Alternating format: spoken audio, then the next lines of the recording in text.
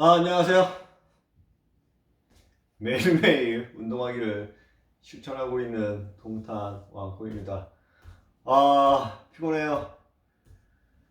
날씨가 오늘 낮에는 좋았는데 어젯밤에 눈 살짝 온 거 아십니까? 오늘 새벽에 출근하는데 눈이 살짝 쌓여 있어서 운전을 아주 살살 했습니다. 점심 때는 진짜 상쾌했는데 지금 또 구름 껴요. 밤에 또 눈 온다고 합니다. 조금 왔으면 좋겠네요. 내일도 출근해야 되는데. 어, 수요일 너무 피곤합니다.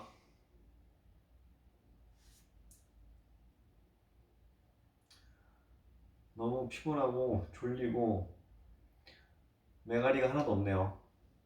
일단 스트레칭하고 팔굽혀펴기 위주로 하도록 하겠습니다. 오늘은 조금만 할게요. 그냥 몸을 푼다는 생각으로. 뉴스를 보겠습니다. 지금 요즘 백신 때문에 난리죠. 코로나가 빨리 끝날 수 있을지. 금요일날 다시 또 발표를 한다던데, 설날까지는 뭐 좀 더 버텨봅시다. 저는 운동을 하겠습니다. That these mutations could evade the vaccine. So what is the latest on these genetic sequencing studies? Hey, Rosemary. Well, before officials in the UK can come up with a solution for this mutating virus, they need to be able to spot these mutations in the first place, which means genetically sequencing these positive tests. Now, as you mentioned, the UK is doing this on an industrial scale. It's what allowed scientists to spot the UK variant. It's also what's allowing them to see this E484K mutation that you mentioned that's shown up in a small number of cases of both the UK variant and the original virus. That mutation is concerning because early lab research suggests that it may help the virus become more vaccine resistant. That doesn't mean the vaccines would be completely useless, but it does mean the vaccine makers will have to work hard to keep on top of a changing virus. The problem is that no other country on earth is doing genetic sequencing at near the scale that the UK is. If there's a secret weapon in the global fight against a mutating coronavirus, you might find it here, a cluster of buildings just off the highway near Cambridge. Every day, vans arrive at the Sanger Institute carrying thousands of COVID swabs from across the country, where they're stored in industrial freezers. All just waiting to be sequenced. Yeah, a mixture of negative and positive samples at the moment. A robot picks out the positive samples from the negative ones and puts them on a separate tray, which is sealed. In another lab, hundreds of samples get mixed into a single vial. So in this single sequencing run, there'll be over 700 SARS-CoV-2 samples. You guys are pretty efficient. This is industrial sequencing, yeah. Special chemicals are added, the tubes are shaken up, pressed between two pieces of glass, and then put into giant computers to be genetically sequenced. 15 hours later, they spit out so much genetic data, entire server farms have been built to house it. After that, scientists on site and at a network of universities across the UK start searching through the data. We're looking for mutations that may allow the virus to either be more transmissible or to cause more severe disease, and there are mutations that we think might affect the ability of the vaccines to protect people. Less than 2 months ago, that data was used to identify a faster spreading variant of the virus called B117. That variant was first spotted in an unlikely place, here in Kent, in southeast England, famous for its white cliffs, rolling countryside, and a lot of people who make the daily commute to London. It wasn't long before the variant was detected in the capital and eventually throughout the four nations of the UK and in dozens of other countries. The CDC says it could become the dominant coronavirus strain in the US by March. That is the UK variant B117. Professor Ravi Gupta had been studying an immunocompromised person who couldn't shake the virus for more than 3 months, giving new mutations time to multiply inside a body they couldn't fight back. When Gupta checked that sequencing database, he found a COVID-19 variant that shared a key mutation with the one his patient was fighting. How likely is it that patient 0 was an immunocompromised person? I think it's very, very likely. We found very few, virtually no sequences that are highly related to the B117 variant. In other words, it popped out of nowhere. Gupta's ongoing research has so far found that vaccines are still largely effective even on the new variant, but maybe not for long. Viruses are already on their way to becoming more resistant to the immune system and to vaccines. Variants have been found in Brazil and South Africa, where scientists have the tools to sequence the virus's genome. Many other countries don't, so now the British government is volunteering to do it for them. How likely is it that there are dangerous variants of the virus in other countries that we don't even know about?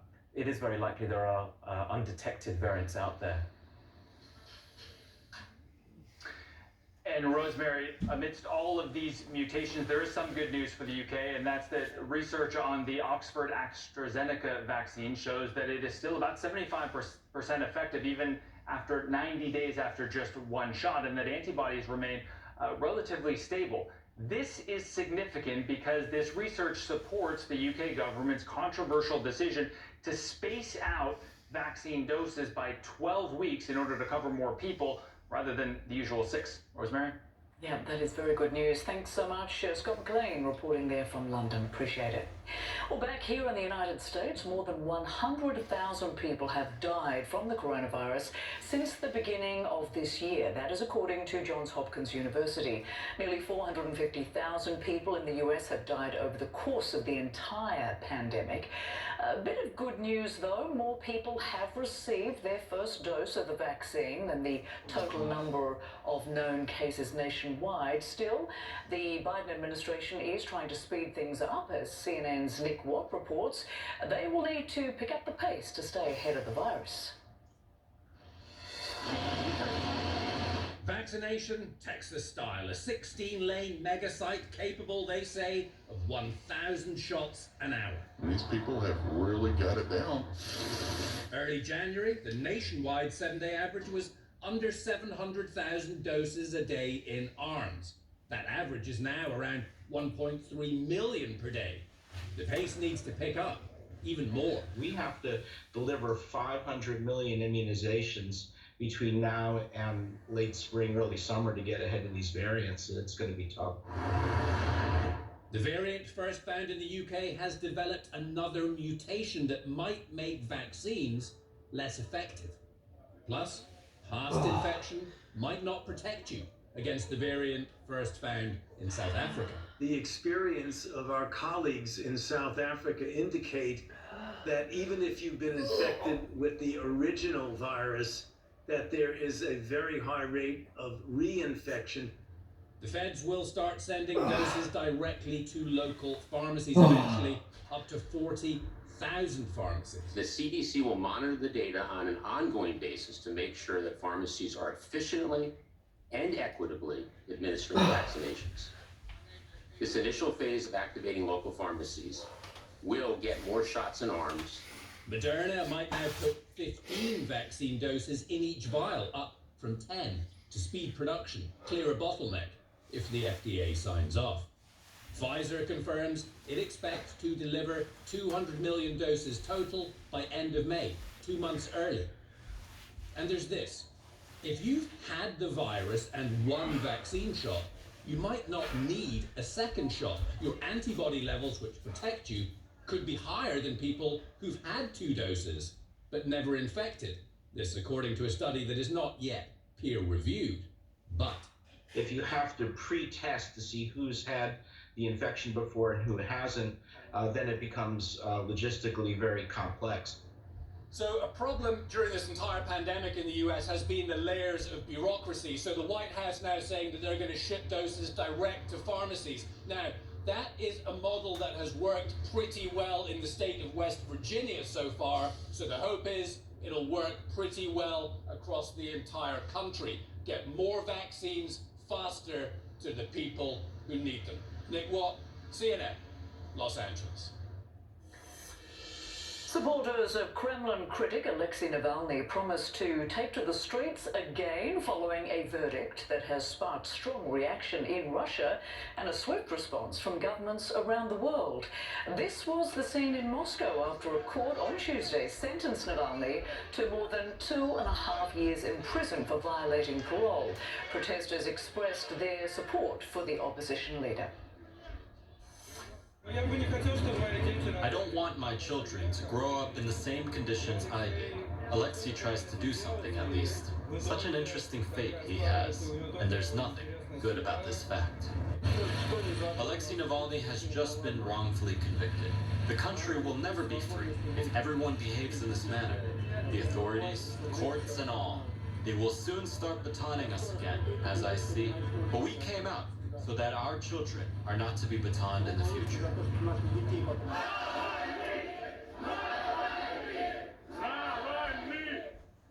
And Navalny supporters are demanding his release. One monitoring group says more than 1,000 people were detained across Russia in demonstrations both before and after that ruling. Inside the courtroom, Navalny could be seen drawing a heart for his wife. His lawyer says he plans to appeal. Well, there's been condemnation, concern and growing calls for Navalny's release from countries around the world. Here's just part of that reaction. We have noticed Russia's drift towards a warring authoritarianism. And that is also the finding that we have made regarding the arbitrary arrest of Mr. Navalny. We demand his immediate release. We reiterate our call for the Russian government to immediately, unconditionally release Mr. Navalny, as well as the hundreds of other Russian citizens wrongfully detained in recent weeks. And our Nick Robertson is in London, where he is tracking all the reaction. Good to see you, Nick. And we just heard condemnation from the US and France, both nations calling for Navalny's release. What are other world leaders saying? Immediate release, unconditional release is really the resounding message, you know, from Latvia, Lithuania, Estonia, Finland, Norway, Britain, you know, Canada. You know, it's a loud voice coming from the sort of usual Western allies, if you will, for this, you know, for Russia to back down from its position. I think what's interesting, you know, you have Boris Johnson calling the Russian government's position a position of cowardice, calling Navalny brave. But what we don't hear in the international condemnation, publicly at least yet, is a sense that this is aimed at President Putin.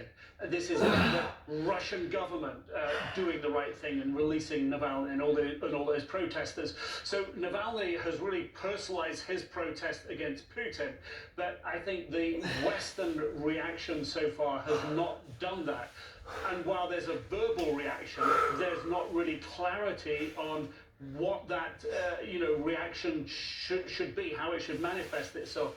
You know, you have the Baltic states in Europe pointing to the EU and saying that the EU should do something about it, which of course they're part of. You have a few days ago, you know, Emmanuel Macron in France saying that Angela Merkel in Germany should stop the Nord Stream 2 gas pipeline that comes from Russia to Germany to Europe, that they should stop the development and working with Russia on that. But what to do next? It seems to me the ball is somewhat in the US court because the Biden administration is reviewing the malign practices of Russia over the past few years. They won't tolerate, they say, what's been going on under President Trump's presidency. And they want to work with their allies. But at the moment, there isn't a coalescing of what the next step beyond publicly stating the release of Navalny, what that should be to bring that about. Right, Nick Robertson, many thanks, appreciate it. Well, a major shake-up at Amazon. Founder Jeff Bezos is stepping down as CEO. We will discuss what's next for Bezos and the company. And one of President Biden's top goals is to reunite families separated at America's southern border. But how easy will it be for him to reverse Trump's immigration policy? We'll take a look.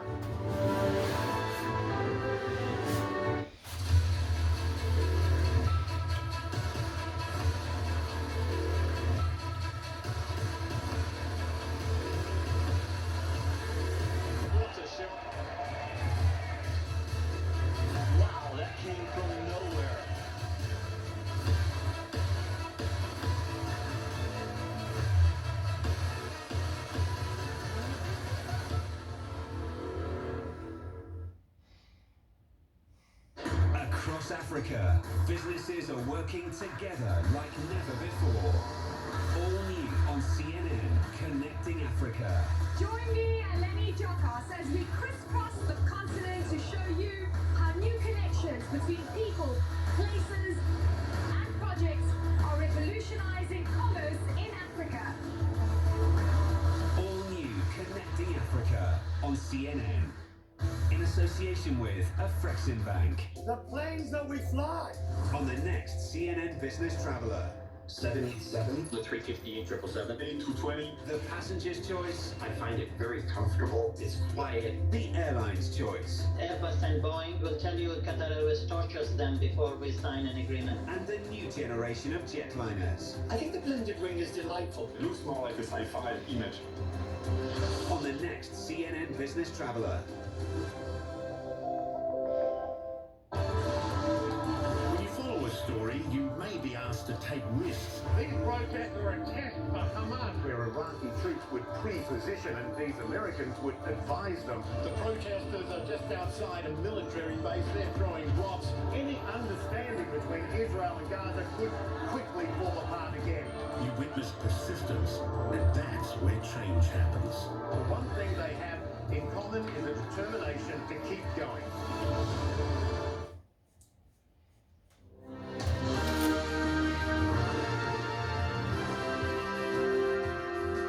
Welcome back, everyone. Well, Amazon founder Jeff Bezos is stepping down from his role as CEO and handing over the reins to Andy Jassy, a long-time member of the company's leadership team. Bezos, who is 57, will transition to the role of Amazon's executive chairman later this year. He has spent more than 25 years building what began as an online bookstore into a $1.6 trillion retail and logistics giant. And for more, Anna Stewart joins us now from London. Always good to see you, Anna. So what impact might this move by Bezos from Amazon CEO to executive chairman have on the company, and why is he doing this now?